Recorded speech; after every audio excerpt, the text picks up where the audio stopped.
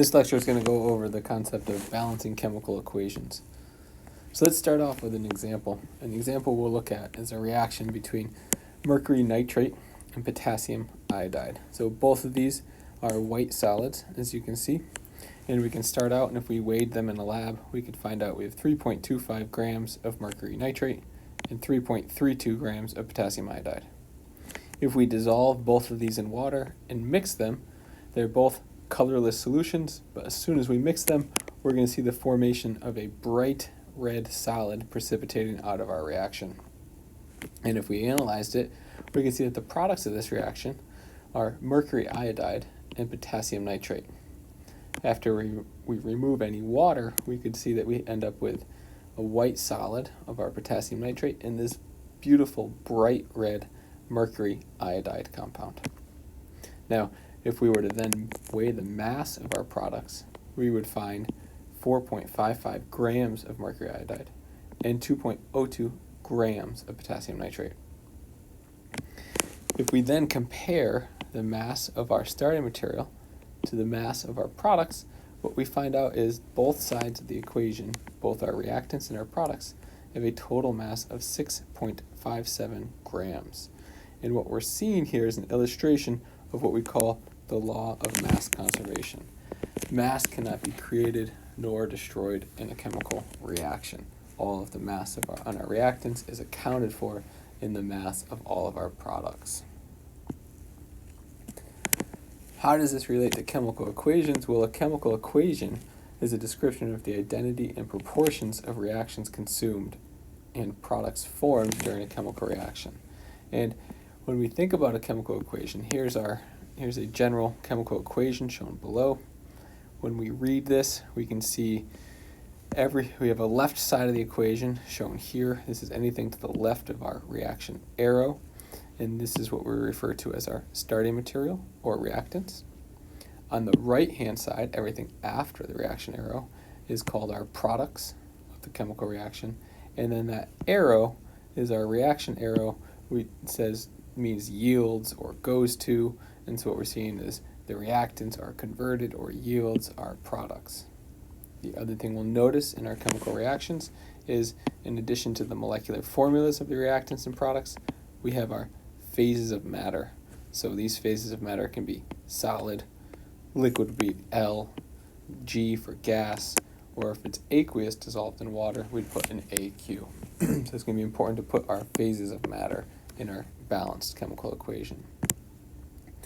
So then to read this reaction, we would say 2 sodium atoms react with 1 chlorine molecule to yield 2 sodium chloride molecules. With the law of conservation of mass, this is the principle that the sum of if we add up all of the mass of our reactants, it has to equal all of the mass of all of our product molecules. And what that means in terms of a chemical equation is that there has to be the same number and type of atoms on both sides of the chemical equation arrow. So you can see we have 2 sodiums on the left, 2 sodiums on the right, 2 chlorines on the left, and 2 chlorines on the right. So the same number and type of atoms on both sides of the chemical equation. So let's look at an example of balancing a chemical reaction. And we'll start off with this one of carbon reacting with oxygen to form carbon monoxide. So when we look at this reaction, pictorially we can represent it as here's 1 carbon atom with 1 O2 molecule forming a carbon monoxide molecule. Okay, we can then add up the number of atoms on both sides, right? And to balance this, we need the same number and type on both sides. So on the left-hand side, we have 1 carbon atom, and we have 2 oxygen atoms. On the right-hand side, we have 1 carbon and 1 oxygen. So we can see this reaction is not balanced because we have 2 oxygens on the left and 1 oxygen on the right. So we're going to have to go ahead and balance this chemical reaction. And in order to balance it, what we have to do is change coefficients. So we can put whole number coefficients in front of any of the molecules in our equation. We can never change the subscripts within our molecules because that would change the identity of our molecule. So in order to balance this, what I'm going to do is I'm going to start off and put a second carbon monoxide molecule on the product side by putting a 2 in front of it. And if we do that, you'll notice now we have 2 carbon atoms on the right and 2 oxygen atoms on the right. So now our oxygens are balanced, 2 and 2, but our carbons aren't balanced. So now we have to come over and add a second carbon atom to the left-hand side of the equation. So now we have our final 2 carbons on the left, 2 carbons on the right, 2 oxygens on the left, and 2 oxygens on the right.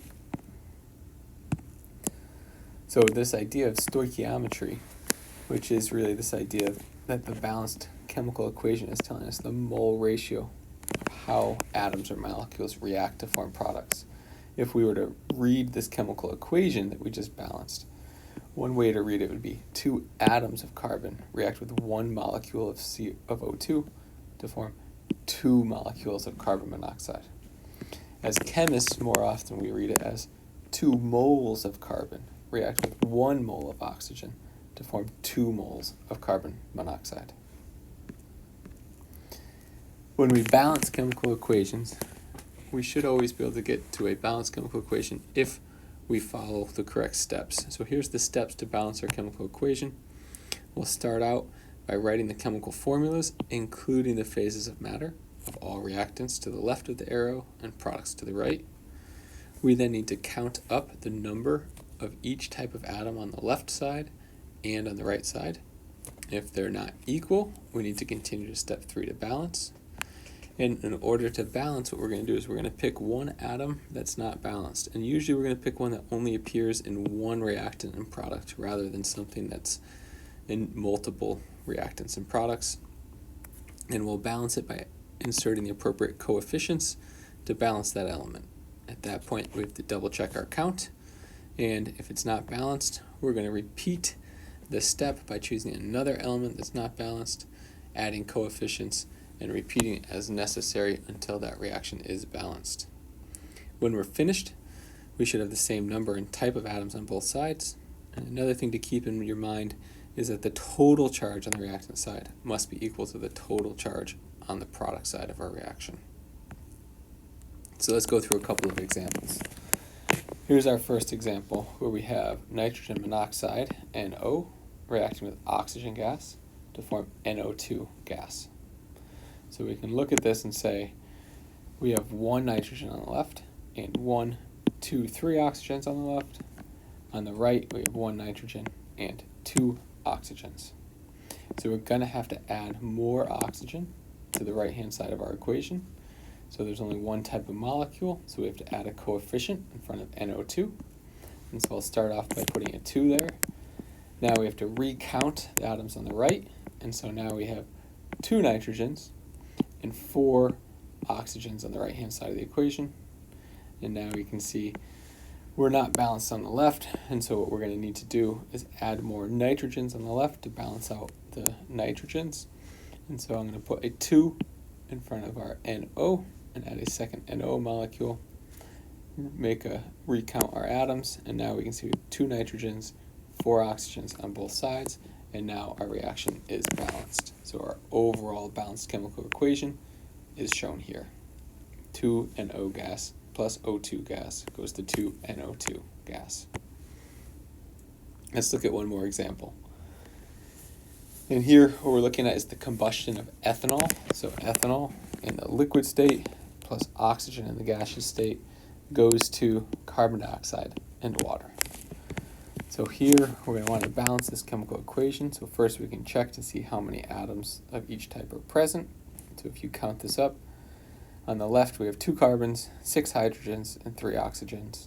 And on the right we have 1 carbon, 2 hydrogens, and 3 oxygens. So this is a case where we have to choose which atom we're going to start with to balance. And here, to make our life easier, it makes sense to start by balancing carbon, because carbon only shows up in one reactant and one product. So to balance carbon, I'm going to need another carbon on the right, so I'm going to put a 2 in front of CO2. And then I'm going to have to recalculate how many atoms we have on the left, because this changed the number of carbons, but it also changed the number of oxygens. So when I recalculate, we now have 2 carbons on the left, 2 hydrogens on the left, and 5 oxygens on the right. So now we're still not balanced. Carbons are balanced, but hydrogens are not, and oxygens are not. So next I'm going to balance hydrogen, again because oxygen's in everything. We can save that for last. I'm now going to balance hydrogens. So I have 2 on the right and 6 on the left, so I need 3 water molecules. So I'll put a 3 in front of the water. Now I'll recalculate because that's going to change the number of hydrogens and oxygens. So on the right we have 2 carbons, which is balanced, 6 hydrogens, which is balanced, but now we have 7 oxygens, and on the left we only have 3 oxygens. So we're still not balanced, but now we have to come to the left-hand side of the equation. Our carbons and hydrogens are balanced, so we'd prefer not to change those. So instead I'm going to go to the O2. We need to add 4 more oxygen molecules to balance this out. So what I'm going to do is I'm going to put a coefficient of 3 in front of O2. So that'll give us 6 oxygens from O2 and 1 from ethanol to give us our final 7 oxygens along with the 6 hydrogens and 2 carbons for our balanced chemical equation. So now I'll rewrite it. Notice we often, if it's just a 1, we leave that coefficient out. So 1 ethanol molecule reacts with 3 oxygen molecules to form 2 carbon dioxides and 3 waters, our final balanced chemical equation. Thank you.